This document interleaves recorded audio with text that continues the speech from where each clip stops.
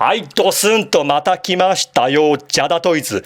ストリートファイター2よりアマゾンの脅威。心優しき大自然の戦士。ジミーちゃんことブランカの紹介だ。フィギュアーツのブランカ買いそびれていて、ずっと欲しくてたまらなくて育成層。ジャダで来てくれましたね。では、開けていきましょう。またこれもね、大きいんですよね。よいしょ。ちなみにね、ゲームを初めてクリアしたのもこのブランカを使ってでしたね。よいしょ、懐かしいですね。ざっとほほほ。切る箇所がこことね、こことなんでこんなに梱包厳重なんですかね、これ。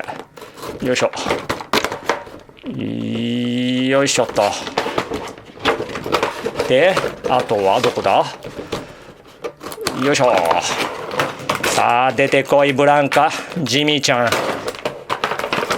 よいしょ。うわ、なんだ、めちゃめちゃ厳重っすねこれ。なんでこんなに厳重なんだ。はい、ではサイズ比較からいきましょう。フィギュアーツ仮面ライダー真骨頂新1号とマーベルレジェンドアイアンスパイダーマンコミックバージョン。次におなじみのフィギュアーツの竜と並べるとこんな感じで、冒頭にも言ったんですけど、フィギュアーツのブランカ持っていないので、そことね、比較はできませんが、これ毎回言ってるんですけど、ジャダトイズとフィギュアーツはサイズ感バッチリなんですよね。ゲーム内でもこれぐらいのボリュームの差ありましたもんね。そんなジミーちゃんは何センチあるんだ？位置を合わしたとしたら、これ19センチぐらいありますね。いいですね。大きいですね。全身緑色の地肌。薄くシャドウが吹かれていて立体感があって安っぽさありませんね。このジャダのストリートファイターはね、おもちゃ感もありつつ質感も非常にいいんですよね。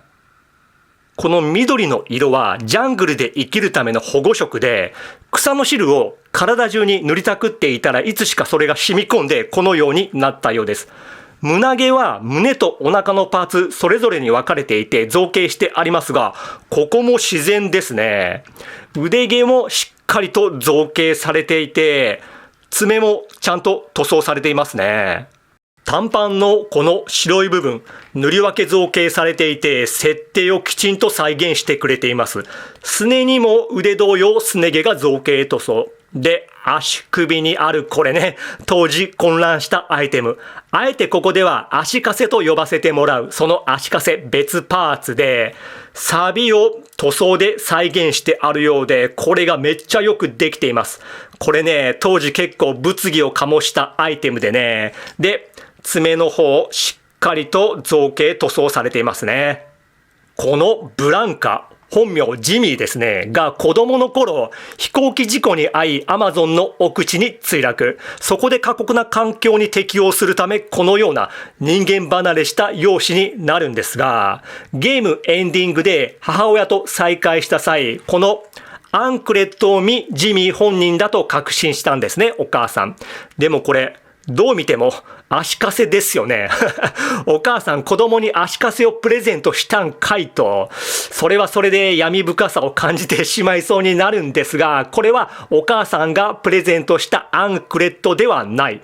実は後の作品で描かれることになるんですが、この足かせの下にね、綺麗で可愛いアンクレットをつけているんですよね、ブランカ。それを見て息子のジミーと判断したんですね。頭部を見てみましょう。これデジタルプリント使われているかな？めちゃくちゃよくできていますね。右側の口角が上がった食いしばり顔の表情がめっちゃかっこいい。歯茎も塗り分けされていて食いしばり感がアップ。で、後ろ髪なんですけど、色が2色使われていて非常に見栄えがいいです。で、見栄えだけでなく軟質で2部で構成されていて可動の妨げにならないようになっているんですね。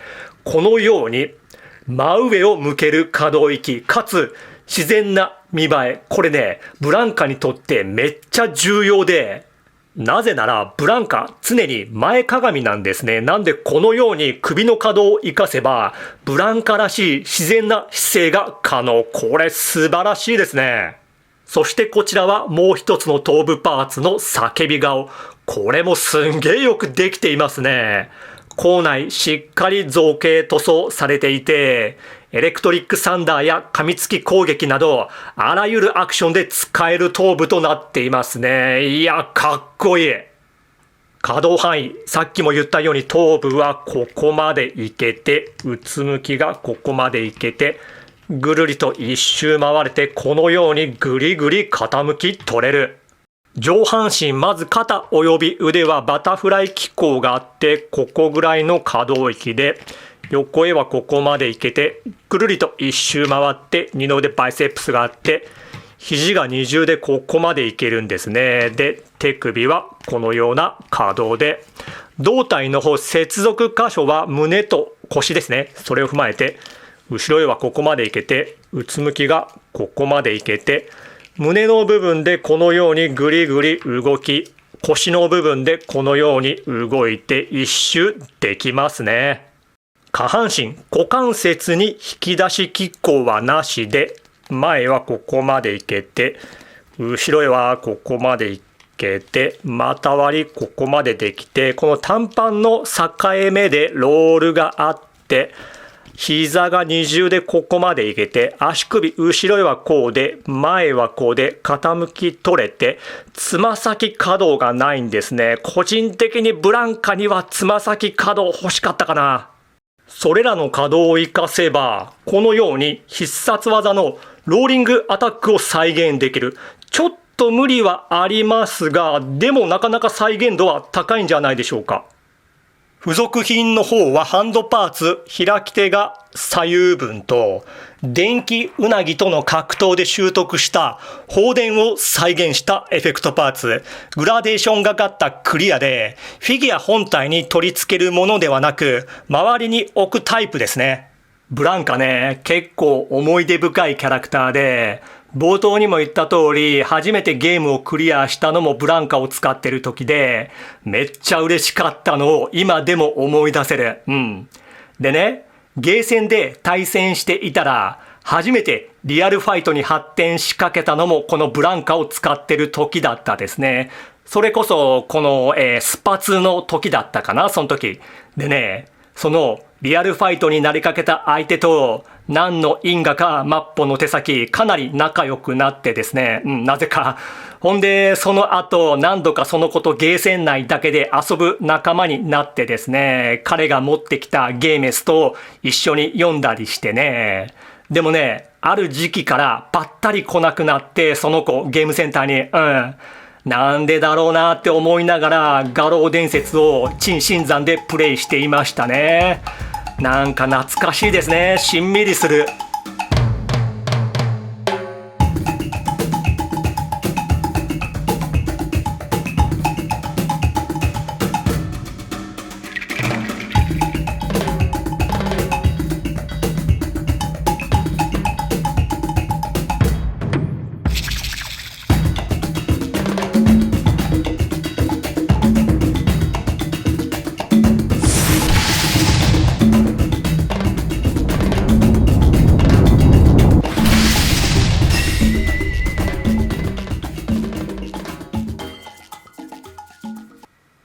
はい、では終わります。今回も本当にありがとう。